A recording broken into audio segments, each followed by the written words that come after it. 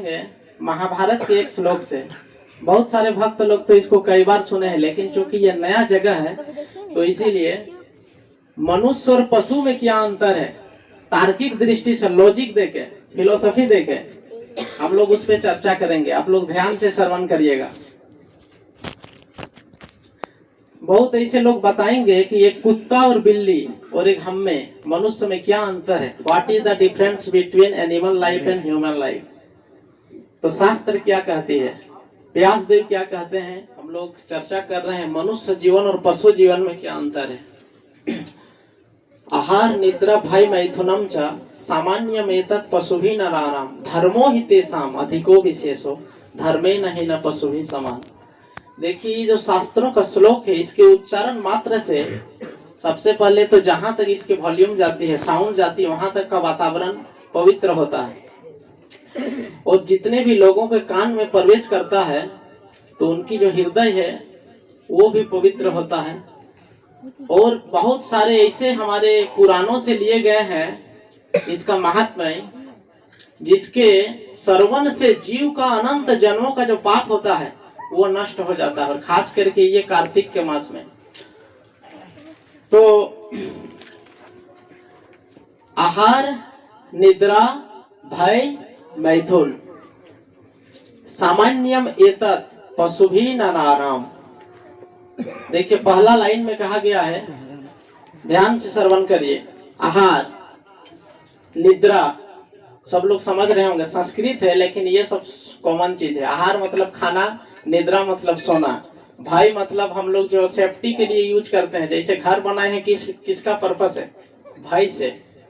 बरसात के दिन में तो उसको दिक्कत हो सकती है, गीला होके गिर जाने का डर रहेगा, कुछ कार्य करते हैं। और लास्ट है मैथुन, वंश विस्तार, संतान उत्पत्ति। और लाइन में क्या कहता है, आहार निद्रा भय मैथुनम च सामान्यम एतत् पशुभिः नराणाम्। ये जो चार क्रिया हैं ये मनुष्य और पशु बोलते सामान्य स्तर पर है। अब हम लोग थोड़ा इस पे लॉजिक बुद्धि लगाते हैं। देखिए आहार हम लोग भी खाते हैं, एक पशु भी खाता है। एक कुत्ता सामने देखिए, हमारे आसपास गाय कुत्ता बकरी भेड़ जितना भी जीव जंतु है हम भी खाते हैं। कुत्ता भी खाएगा या तो बकरी भी खाएगी, गाय भी खाएगी। हम सोते हैं वे लोग भी सोते हैं, उसको भी डर होता है, हमें जैसे डर होता है। एक आप कुत्ता को ढेला मारिए, अगर आप ढेला मारिएगा तो कुत्ता आपको एक बार भौंकेगा, उससे बचने के लिए ना जाने ये आदमी भाग जाए मेरे डर से, कभी कभी ऐसा भी होता है। और क्या, और मैथुन मतलब वंश विस्तार। ये जो कार्य है एक मनुष्य भी करता है, और देखिएगा कुत्ते भी करते हैं, बिल्ली भी करते हैं। बल्कि वे लोग हमसे कहीं ज्यादा मतलब सिस्टमेटिक करते हैं, उनका कुछ समय रहता है ये सब का। लेकिन आज का डेट में मनुष्य जो है खास करके ये मैथुन वाला चीज में, इसमें अपने आप को कोई कंट्रोल में नहीं है। और जितने भी हमारा कार्यकलाप है, जीवन की गतिविधि है, आप थोड़ा सा विचार करके देखिए, इसी चार में फिट हो जाएंगे। कुछ भी करिए आप, अगर आपका सपोज देते एक तल्ला का किसी का बिल्डिंग है, अगर 2 तल्ला हो तो 5वां काम कुछ है ही नहीं जगत में। अब थोड़ा सा विचार करिए, 4 काम में ही सारे काम फिट हो जाएंगे। आहार कितना पैसा कमाए, खाएगा। हिंडाल्को का जो मैनेजर, ये डायरेक्टर है, मैनेजिंग डायरेक्टर कौन है हिंडाल्को का मैनेजिंग डायरेक्टर? कुमार मंगलम बिरला तो मालिक है, उनके नीचे कोई है जो कार्यकलाप देखते हैं, वो भी यही 4 कार्य करता है। और जो एक कंपनी का नौकर है वो भी 4 कार्य करेगा, 5वां काम है ही नहीं। लेकिन वो जो इस 4 कार्यों को करता है वो सोचता है कि हम थोड़ा सिस्टमेटिक से करते हैं। जैसे कोई गरीब आदमी है तो जमीन में खाएगा, वो बहुत लाखों रुपया का सोफा सेट पे बैठ के खाएगा। हेवी उसकी जो डाइनिंग टेबल होगी काफी महंगा होगा, हो सके फॉरेन से मंगाया होगा, क्योंकि अपने आप को थोड़ा ऊंचा दर्शाने के लिए समाज में। और यही ऊंचा दर्शाने के चक्कर में ये समाज में जितनी भी अशांति है, भाई भाई में झगड़ा है और कुछ नहीं है, सिर्फ अपने आप को ऊंचा दिखाने के लिए कि वो अगर ज्यादा बनाया तो हम क्यों नहीं बनाएंगे। बस यही है प्रिंसिपल। थोड़ा सा अगर बुद्धि का प्रयोग करेगा शास्त्रों के आधार पर तो ये लड़ाई झगड़ा ये और स्वतः समाप्त हो जाएगी। लेकिन भगवान गीता के माध्यम से उपदेश देते हैं कि धर्म के लिए कभी कभी, क्योंकि कलयुग अब ऐसा समय आ गया है कि आप अगर बहुत ज्यादा, जो दुर्योधन था वो कली का रूप था, मतलब मानव रूप था कली का। वो लास्ट में बहुत लोग तर्क देते हैं कि भगवान, आप लोग ये शांति का उपदेश देते हैं, लेकिन भगवान तो सबसे बड़ा विनाशकारी युद्ध किए हैं, कराए हैं। तो वास्तव में न भूतो न भविष्यति, आज तक वैसा युद्ध ना कभी हुआ है ना कभी होगा। एक साथ मतलब कितने जो सेना थे, महाभारत में उल्लेख है कई लाख, आज तक वैसा विनाश हुआ ही नहीं है। अभी भी यार अगर कुरुक्षेत्र जाएंगे तो बहुत ऐसा वहां की मिट्टी लाल दिखाई देगी ब्लड से, रक्त से। लेकिन चूंकि इसीलिए कराए थे, दुर्योधन को बहुत ऑप्शन दिए भगवान, बहुत ऑप्शन, कि लास्ट में बोले कि 5 ही गांव ही दे दो, ये लोग खा लेंगे अपना पूरा। उस समय भारतवर्ष का मतलब नॉट ओनली ये हमारा भारत, उस समय का भारतवर्ष मतलब पूरा ये जो विश्व संसार था सभी को भारतवर्ष बोला जाता था। लेकिन कालक्रम में खंडित होते होते आज का डेट में ये भारत बचा है। और अगर हम सनातन धर्मियों की यही दशा रही तो आने वाले कुछ समय में और 2-4 टुकड़े हो जाएंगे भारत के। ऐसा पहले पाकिस्तान, बांग्लादेश, आज से मात्र 900 साल पहले की बात अगर जाएंगे, मुगलों से आक्रमण से पहले, तो भारत का अफगानिस्तान से लेके पाकिस्तान, बर्मा, म्यांमार, ये सारे भारत में थे। अभी सब खंडित हो गया। और अभी देखिए भारत के अंदर वो लड़ाई हो रही है कि और हमको देश चाहिए कुछ अलग अलग लोगों का। तो ये दशा है। तो इसीलिए कम से कम सनातन धर्म के लिए कम से कम इन सब मार्गों का अगर कोई सपोज दैट नहीं करता है, लेकिन कम से कम उसका विरोध न करे, कम से कम उसको प्रोत्साहन करे, सपोर्ट करे। कोई तो कर रहा है सनातन धर्म को रक्षा के लिए। तो हम लोग चर्चा कर रहे थे आहार, निद्रा, भय और मैथुन, ये 4 कार्य जो है समान स्तर पर कार्य करता है मनुष्य और पशु। एक कुत्ता भी करेगा, खाएगा। अब देखिए कुत्ता को, वो भी खाएगा, हम भी खाएंगे, वो भी सोएगा, हम भी सोएंगे, वो भी रक्षा के लिए कुछ करेगा और हम भी, और वो भी वंश विस्तार करेगा, हम भी करेंगे। तो अंतर कहाँ रहा?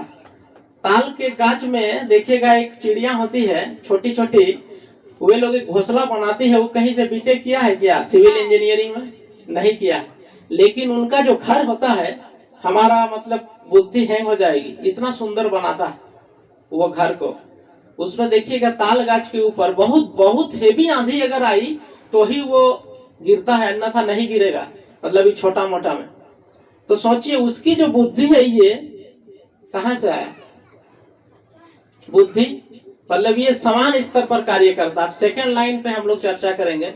सेकंड लाइन में क्या कहते हैं व्यास देव की, धर्मो ही तेसाम अधिको विशेषो धर्मे न ही न पशु भी समाना।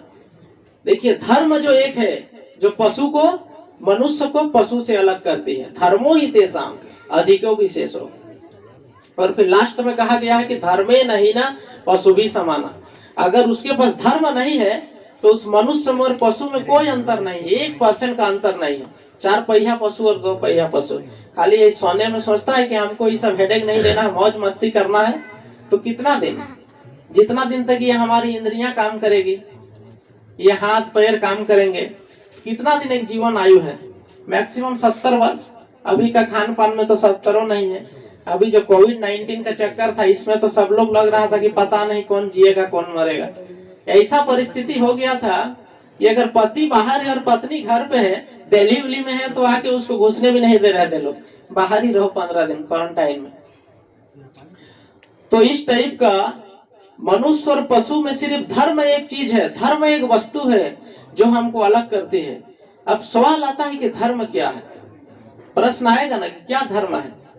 क्या कि ये पूजा पाठ, हवन इत्यादि ये सब धर्म है? तो वास्तव में ये भी धर्म है, लेकिन ये सब शरीर का धर्म है, कर्तव्य धर्म है। वास्तविक जो धर्म है, श्रीमद् भागवत का आपने नाम सुना होगा, ये है भगवत गीता, जो कुरुक्षेत्र के युद्ध में भगवान उपदेश दिए थे अर्जुन को। और इसके आगे ये बेसिक चीज है, आध्यात्मिक लाइन में ये एक क्लास है, क ख ग घ भगवत गीता। और इसके ऊपर का जो चीज है ये है श्रीमद् भागवत, जो महर्षि सुखदेव गोस्वामी परीक्षित महाराज को उपदेश दिए थे मरने से 7 दिन पहले, वही श्रीमद् भागवत है।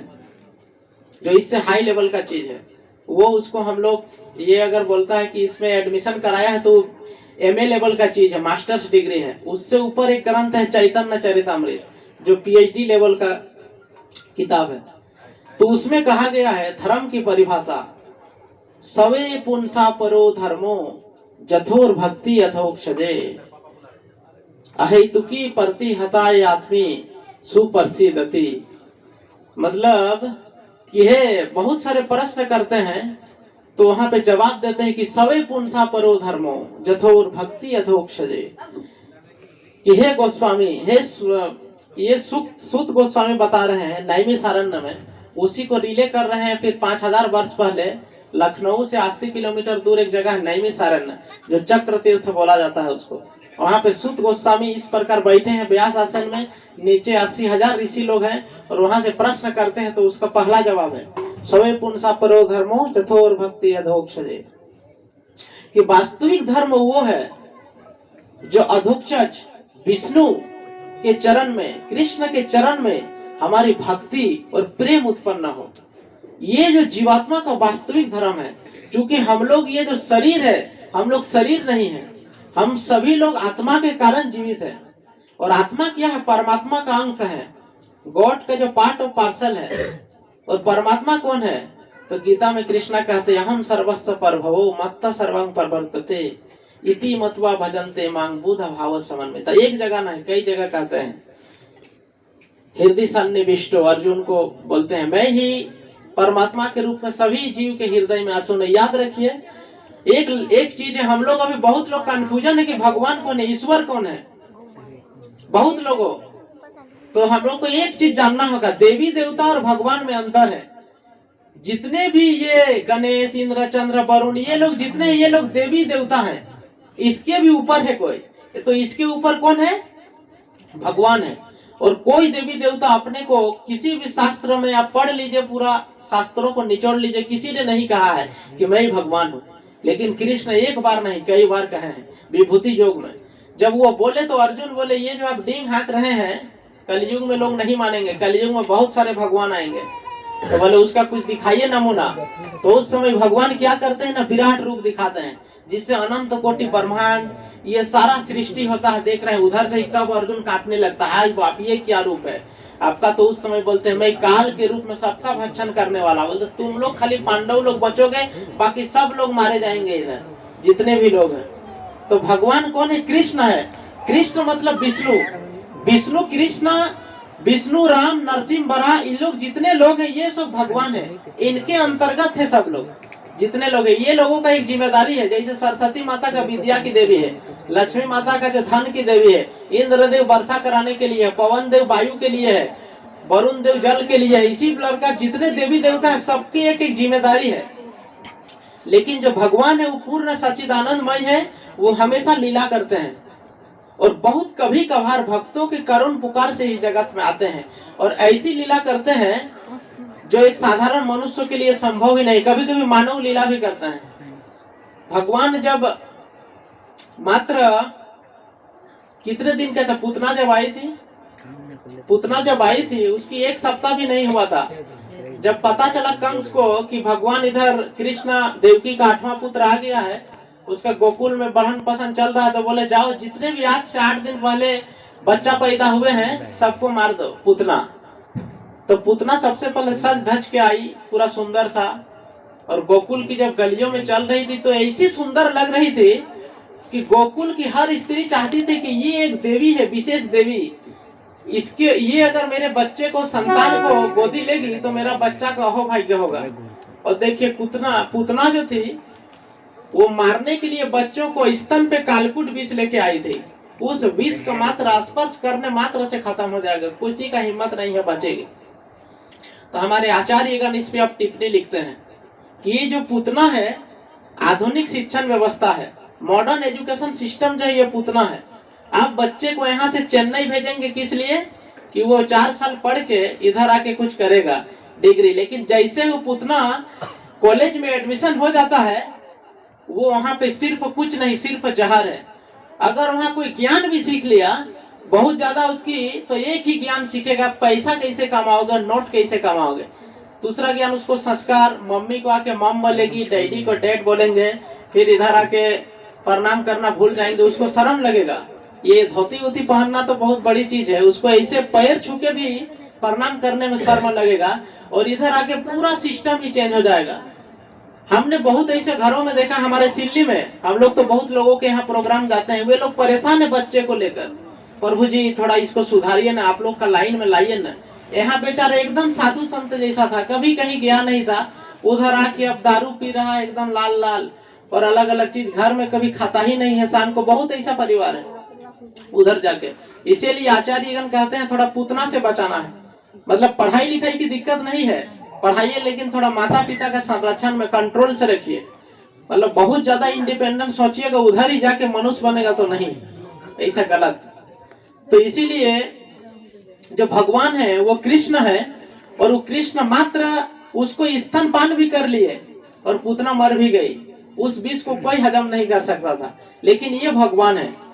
और लास्ट में पूतना को माता का भी दर्जा दे दिए, मतलब माँ उसको जो मरने के बाद जो उसकी गति हुई मातृलोक में हुए। भगवान की ये विशेषता है, अगर द्वेष भाव से ही हम भगवान को स्मरण करते हैं, पूजा करते हैं, तो उसमें भी हमारी गति अच्छी ही होगी। कहने का मतलब जो परम धर्म है ये भगवान की भक्ति करना है, और ये भक्ति ये जीवन का उद्देश्य, इसी से पशु और मनुष्य में हमारी जो भिन्नता है ये भिन्नता परिभाषित होती है।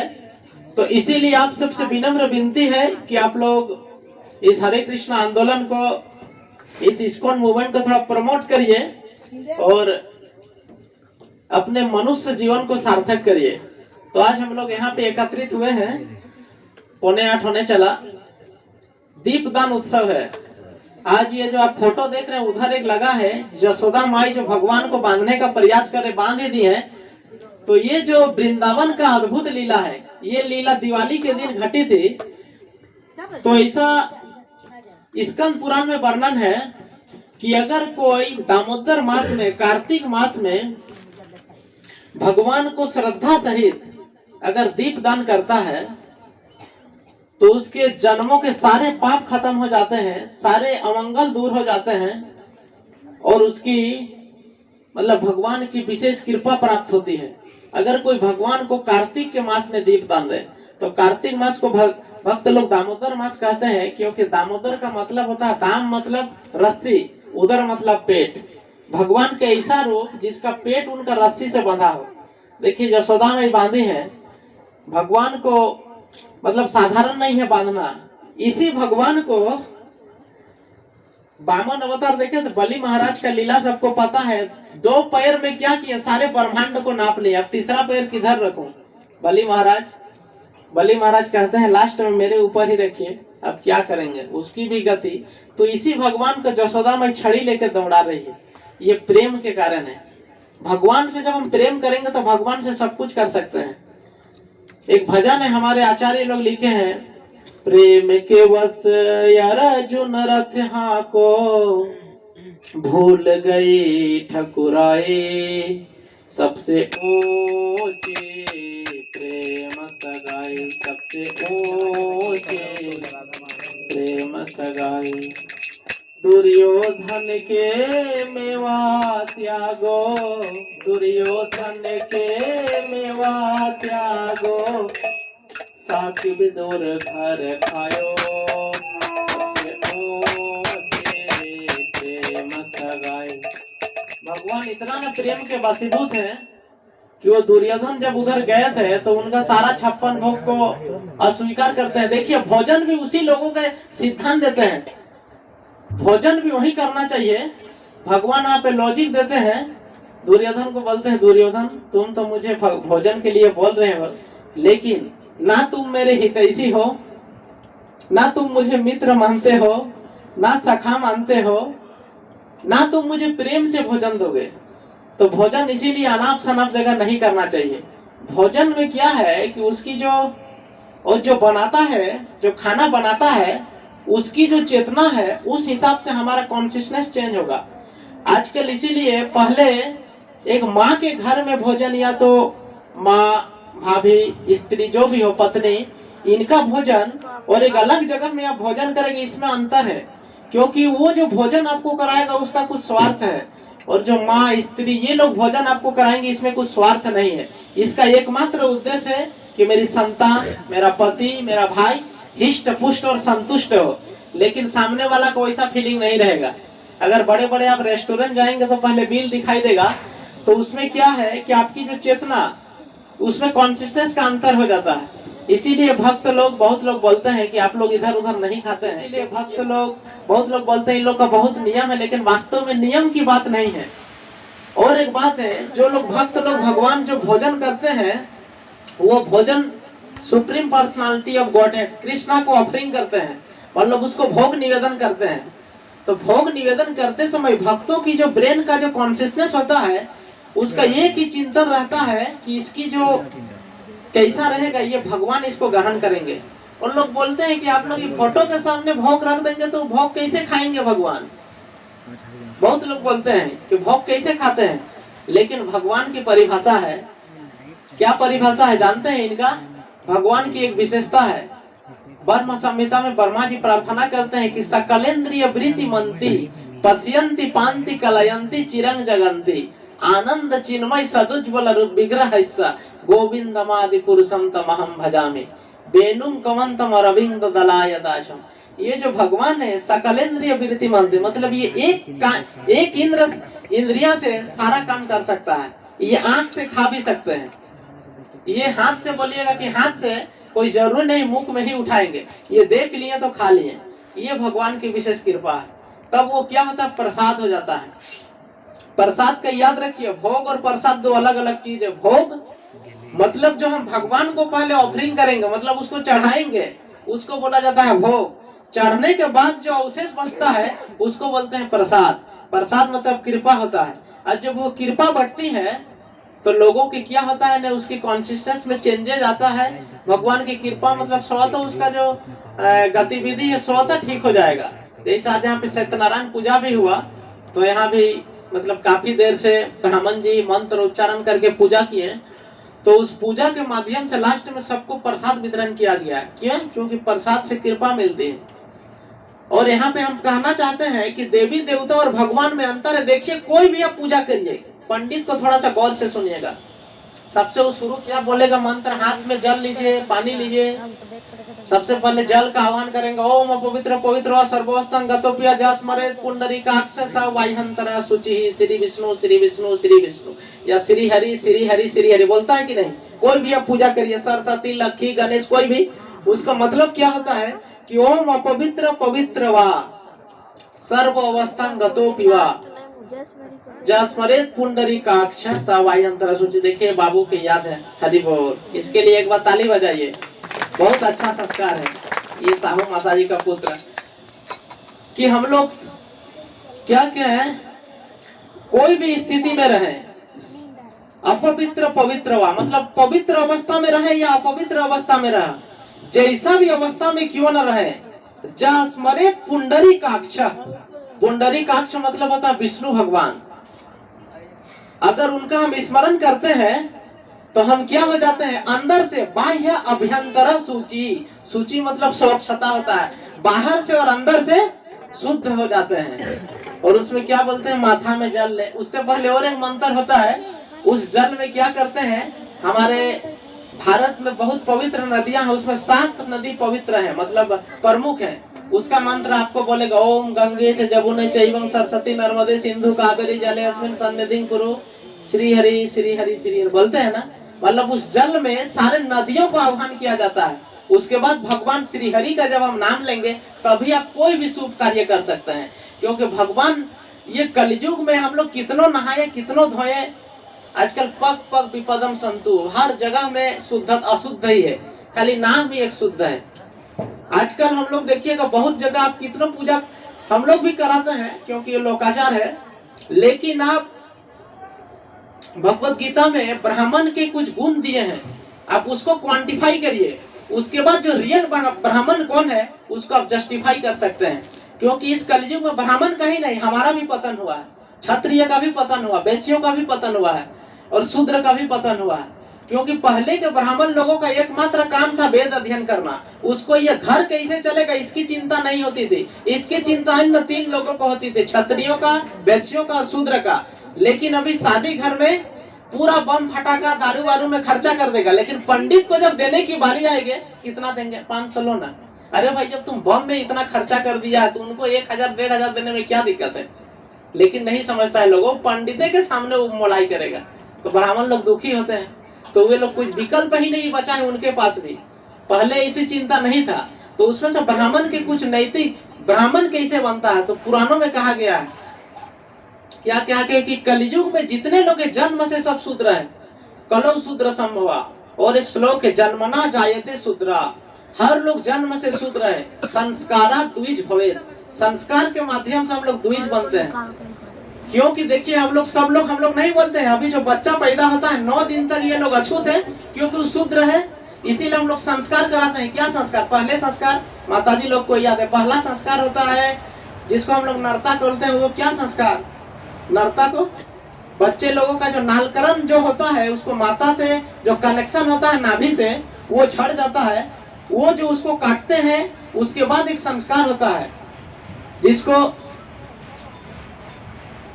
नाल, ये जो नाल का जो अलग है, ये एक संस्कार है, इससे वो शुद्ध होता है। तो इसी प्रकार पंडित लोग या तो कोई भी लोग संस्कार द्विज, संस्कार के माध्यम से द्विज बनता है। पंडित को द्विज बोला जाता है। द्विज मतलब जिनका 2 बार जन्म होता है। द्वि मतलब 2, ज मतलब जन्म लेना। इसीलिए कमल फूल को पंकज बोला जाता है, क्योंकि पंक मतलब कीचड़ होता है, ज मतलब जन्म लेना, जो कीचड़ से जन्म ले। हम लोग किसी को आत्मज बोलते हैं, क्योंकि आत्मा मतलब हमारा एकदम क्लोज रिलेशन में है, उससे जन्म लिया है, उसको आत्मज बोलते हैं। तो इसी प्रकार द्विज भवेत्, संस्कार के माध्यम से वो क्या बनता है? द्विज बनता है। मतलब पंडित वेद पढ़ने का अधिकारी बनता है। जो हम लोग पंडित लोग क्या करते हैं, उसको पोइता संस्कार करते हैं ना, जनेऊ संस्कार, वो मतलब वो द्विज बना। उस समय फिर क्या करता है, वो उसका नैतिक ऐसा नियम है, वेद पठति विप्रा, उसके बाद वो वेद का अध्ययन करेगा, शास्त्रों का अध्ययन करेगा। जब वो सारे शास्त्रों को अध्ययन कर लेगा तो उसमें एक निष्कर्ष निकलेगा, कंक्लूजन निकलेगा। कोई भी चीज हम पढ़ाई करते हैं तो उसका एक निष्कर्ष होता है। निष्कर्ष क्या होगा? ब्रह्म जानाति इति ब्रह्मणा। वो जब सारे शास्त्रों को पढ़ लेगा तो ब्रह्म को जानेगा कि ब्रह्म कौन है, तब वो ब्राह्मण हो गया। तो ऐसा प्रोसेस में आप देख सकते हैं जो करता है। और उसमें से कुछ नियम से ब्राह्मण लोगों का ये 4 नियम तो होना ही चाहिए, तब आपका मंत्र का बहुत ज्यादा प्रभावशाली होगा। नहीं तो हम बहुत ज्यादा खर्चा, आजकल कितने यज्ञ हो रहे हैं पूरे एरिया में, देखिए कहीं कुछ असर है? नहीं है। क्यों? क्योंकि उसमें प्योरिटी नहीं है, हम में भी नहीं है और उसमें भी नहीं है, सब खाली काम चलाऊ कर रहे हैं। क्योंकि उसमें 4 नियम है। उसमें से 4 नियम क्या है थोड़ा बता देते हैं, इसके बाद हम लोग समापन करेंगे। तप शौच दया सत्य। तप मतलब तपस्वी होना चाहिए। ब्राह्मण को बहुत ज्यादा ठंड भी देगा, लेकिन उसको मतलब सुबह को तो अल्टीमेट नहाए ही बिना। तप शौच दया और सत्य। तो हम लोग बहुत सारे लोग हैं जो 4 नियम का पालन करते हैं। ये 4 नियम इस चारों में फिट हो जाते हैं। जैसे कि भक्त लोग मांसाहार नहीं करता, मांसाहार से हमारी जो पवित्रता है, हमारी जो तपस्या है, ये नष्ट होती है। मांसाहार नहीं करते हैं, जुआ नहीं खेलना, और एक नशापान नहीं करना, और 5वां अवैध संग नहीं करना। जो इन चारों कार्यों को करेगी, ये चारों चीज नष्ट हो जाएगा। उसका कोई मतलब बहुत ज्यादा एक्टिव नहीं रह पाएगा, उसकी सारी एनर्जी खत्म हो जाएगी, आध्यात्मिक भी भौतिक भी। इसीलिए इन 4 चीजों से बचना चाहिए, तो हमारा जीवन जो है सफल होगा। अगर जो कम से कम 4 चीजों को, कलयुग का इतना प्रभाव है, मतलब बहुत मुश्किल है लोगों को छुड़ाना। इसीलिए श्रील प्रभुपाद, इधर देखिए इनका फोटो है, ये हरे कृष्णा मूवमेंट के जनक हैं। पाश्चात्य जगत में आज से 50 वर्ष पूर्व इसी भगवत गीता को और ये माला को लेकर अमेरिका गए थे। क्या करने? ये कृष्णा कॉन्सियसनेस मूवमेंट, कृष्ण भावनामृत आंदोलन का प्रचार करने। तो उधर 4 नियम का तो दूर, राम और कृष्ण कौन है यही नहीं पता है, लेकिन इनकी प्योरिटी इतना थे, इतनी ज्यादा प्योरिटी थी इनमें कि अमेरिका में 1 वर्ष के अंतर में, मात्र एक वर्ष में कितने मतलब बहुत ज्यादा मंदिर बन गए। और ब्रिटेन में उस समय एक आंदोलन चला था, हिप्पी आंदोलन, मतलब वहां के रईस बाप के बिगड़ेल बेटे थे। उस समय क्या थे, ब्रिटेन सरकार में एक ऐसी नीति थी कि 4 लोग जहां भी रहेंगे उसको सीधा अरेस्ट कर दो, क्योंकि समाज में पूरा अशांति थी, अराजकता थी। और उस समय श्रील प्रभुपाद लंदन शहर में क्या किए थे, रथ यात्रा फेस्टिवल आयोजित किया और एक साल 2000 लोग का कीर्तन हो रहा था और सब लोग उछल उछल के नाच रहे थे, हरे कृष्णा कृष्णा कृष्णा हरे हरे, हरे राम राम राम हरे हरे, जय जगन्नाथ जय जगन्नाथ जय जगन्नाथ स्वामी, जय बलदेव जय बलदेव जय बलदेव जय माता सुभद्रा, जगन्नाथ स्वामी नयन पथगामी, नयन पथगामी भव तुम्हें। पूरा कीर्तन में प्रभुपाद एकदम उछल रहे हैं। तो वहाँ के जो गवर्नमेंट था उसका तुरंत रोंगटा खड़ा हो गया, ये भारतीय कौन व्यक्ति है जो इतने लोगों को एक साथ, सब लोग ये हरे कृष्णा कर रहे हैं, उधर पूरा उच्चारण भी सही से नहीं होता है और सब लोग नाच रहे हैं। तुरंत श्रील प्रभुपाद को पूरा एकदम संवाददाता छा गया, इनको पूरा एकदम ये रेडियो और टेलीविजन मीडिया में पूरा छप गए और पूरा प्रभुपाद से क्वेश्चन करने लगे। तो इतना ना हेवी वहां पे जवाब दे रहे थे, बड़े बड़े साइंटिस्ट लोग आ रहे थे और प्रभुपाद से पूछ रहे थे, एकदम सबको हिला दिए, क्योंकि उनको पता था उस समय उनके ब्रेन में कृष्ण चढ़े थे। और सारे इनका जब आप बुक्स पढ़िएगा तो भारत नहीं, पूरे विश्व के अलग अलग देशों के जो महाविद्यालय यूनिवर्सिटीज में है, भारतीय दर्शन और फिलोसफी को जानने के लिए श्रील प्रभुपाद की पुस्तकों का अध्ययन किया जाता है। श्रील प्रभुपाद वो पर्सनालिटी है जिनकी किताबें अगर हम अभी से पढ़ेंगे तो 32 वर्ष समय लगेंगे, अगर रोज आप 8 घंटा पढ़ते हैं, उतना किताबों का अंग्रेजी में ट्रांसलेशन किए हैं।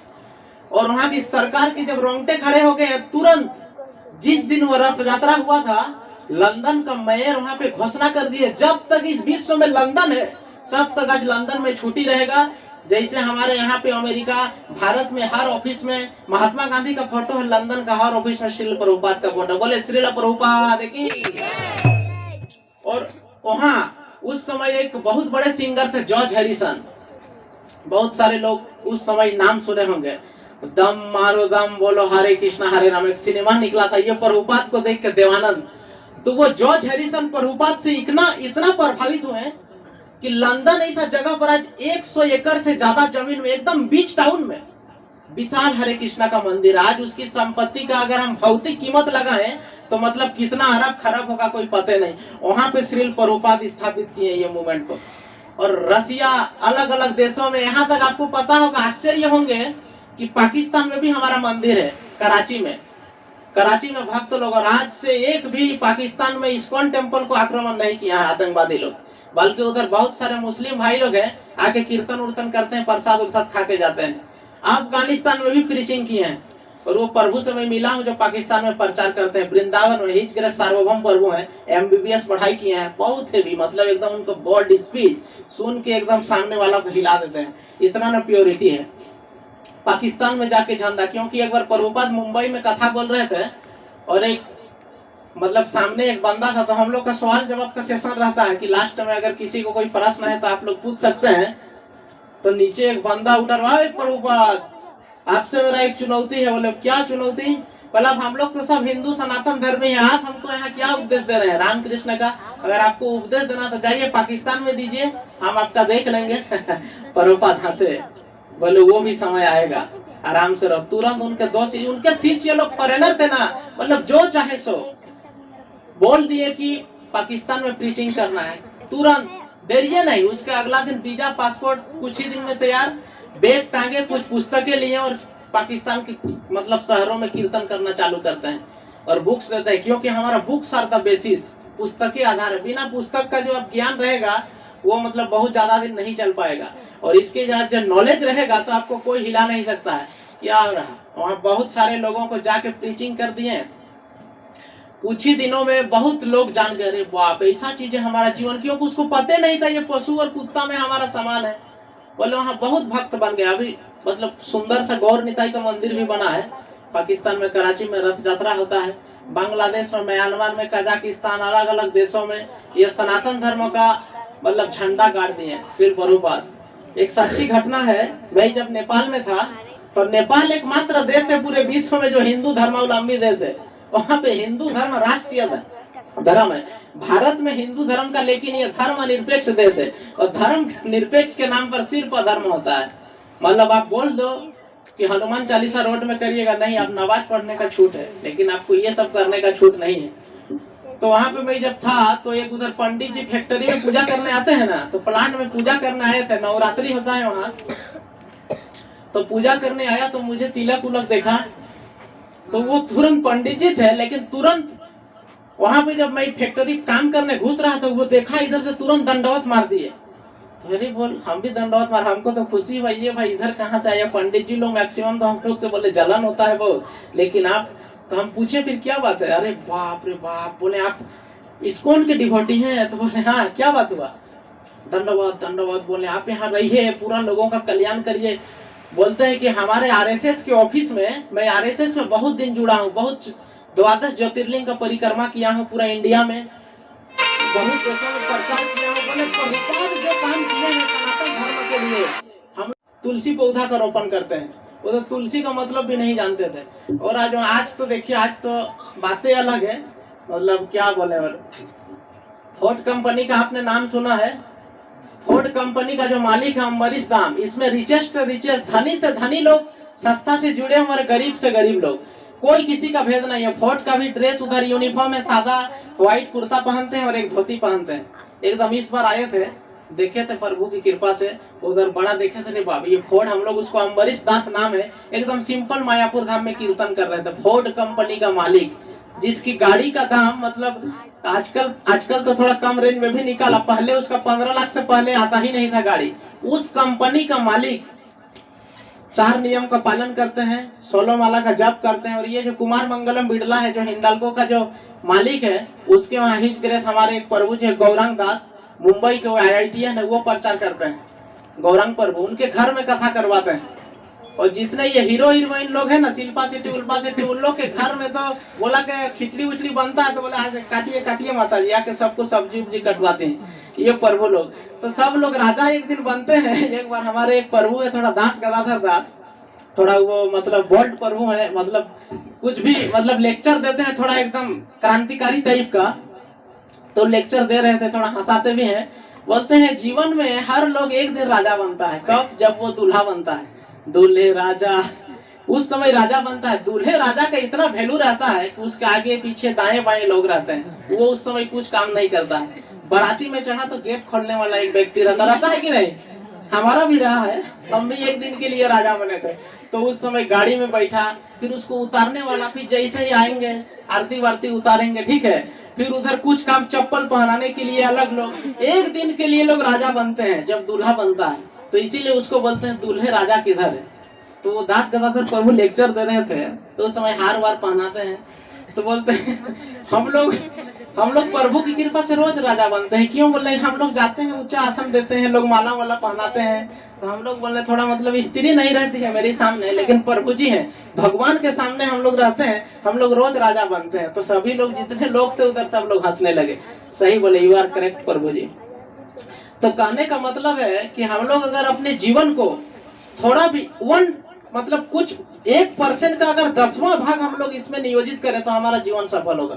जैसे अभी कार्तिक का महीना है, कार्तिक महीना में हमको प्रत्येक घर में, अभी हम लोग आ जाए, आज हम लोग प्रोसेस सिखा देते हैं, फिर आप लोग रोज करिएगा इसको, क्योंकि अभी और बहुत दिन बाकी है। 30 नवंबर को पूर्णिमा तक इसको करिएगा। जीवन में निश्चित रूप से ये अगर प्रभु की कृपा होगी, अगर भाव से, श्रद्धा भाव से बोलेंगे, तो आप लोग जो चाहेंगे सो हो जाएगा, क्योंकि प्रभु कल्प वृक्ष है। हालांकि भक्त लोग भक्ति मांगते हैं और भगवान को ही मांग लेते हैं, लेकिन इन केस अकामो सर्वो कामो मोक्ष कामो उदारति। अगर आपको धन संपत्ति चाहिए, अगर आपको कुछ भौतिक सुख सुविधा, ऊपर उठने का चाहिए, जस चाहिए, पद प्रतिष्ठा चाहिए, तो वो तो प्रभु के लिए बहुत आसान चीज है, वो सब देना। वो एकदम निश्चित रूप से आप लोग रोज भगवान को आरती करिए। और यही नहीं, अभी तो पद्म पुराण में लिखा गया है, अगर कोई भगवान को आरती, उनके जन्मों के तो सारे पाप नष्ट होते ही है। अभी तो उसके आने वाला 21 पीढ़ी, पिछला 21 पीढ़ी का भी उद्धार होता है। अगर नरक में है तो उससे वो मुक्त हो जाएगा। निताई गौर प्रेमानंद। और वो वास्तविक पुत्र का काम करेगा। क्योंकि पुत्र लोग क्यों पैदा करता है? क्योंकि हमको पिंड दान दे, हमारा उद्धार करे। पुत्र शब्द जो आया है पुत नामक नरक से आया है, याद रखिएगा। पुत्र मतलब पुत नामक नरक से आया है। जो हमको पुत नामक नरक से उद्धार करे उसको पुत्र कहते हैं। लेकिन आजकल पुत्र कहता नहीं, कोई लड़का कहता है या तो बेटा कहता है। बेटा मतलब बंटवारा, लड़का मतलब लड़ाई झगड़ा, ऐसे कहते हैं। इसलिए पुत्र पुत्री, ठीक है। लेकिन आजकल पुत्र की कामना बहुत कम लोग करते हैं, मतलब सबको बेटा चाहिए। और आधुनिक माताएं ये पुतना से भी गिर गई है। आजकल की माताओं का कहना किया मतलब यहाँ नहीं, क्षमा करिएगा, लेकिन शहर में माताओं का क्रेज इतना तक गिर गया है। 15-16 दिन पहले मैं एक पेपर में पढ़ा, आश्चर्य रह गया। एक बच्चे को जिंदा गाड़ रहे थे लोग, जिंदा मतलब एकदम नवजात बच्चा था। आप लोग कोई गौर किए हैं कि नहीं? मैं तुरंत देखा, हाय बाबा क्या। तो उसको कुछ लोग, ये झारखंड की बात है, फिर उधर खेत में लोग काम कर रहे थे, वो देखे मोटरसाइकिल से 2 लोग आए और उसको जिंदा, तो बच्चा रोने लगा, इतना दूर गाड़ ही दिए थे। अब उसको मिट्टी उट्टी देके तोप देंगे। तो किसान लोग जब दौड़ाया तो वो भाग गया। फिर उस बच्चे को लाया, फिर अनाथ आश्रम में। मतलब क्या समाज में स्थिति क्या है? माता और पुत्र का संबंध, गर्भ में तो मार ही दे रही है माता जी लोग, लेकिन उसको एकदम जिंदा गाड़ देना। बताइए हमारे मनुष्य कहाँ गया है? तो ये क्या स्थिति होगी समाज की?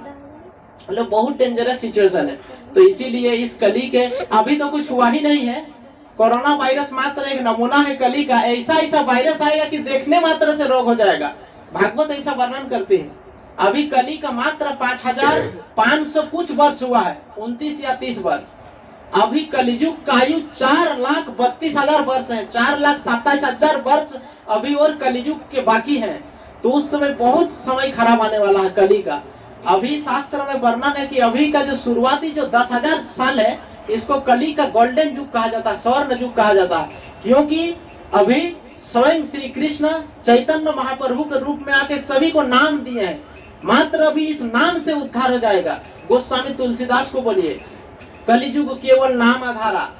और सारे शास्त्रों का सार, अगर आपको भगवत प्राप्ति करना है तो अभी ध्यान ज्ञान, मतलब जंगल उंगल जाने का कोई आवश्यकता नहीं। खाली भगवान के नाम करने मात्र से हम भगवत प्राप्ति कर सकते हैं, मोक्ष को पा सकते हैं। और इसका एक पुराण है, कली संतरण उपनिषद, उसमें कहा गया है, हरे कृष्णा कृष्णा कृष्णा हरे हरे, हरे राम राम राम हरे हरे, इति 16 नाम।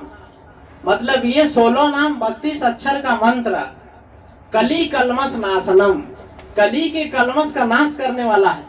और यही नहीं तो विश्वास कौन करेगा? तो लास्ट में बोला कि सर्व वेदेषु दृश्यते, सारे वेदों का सार ही है।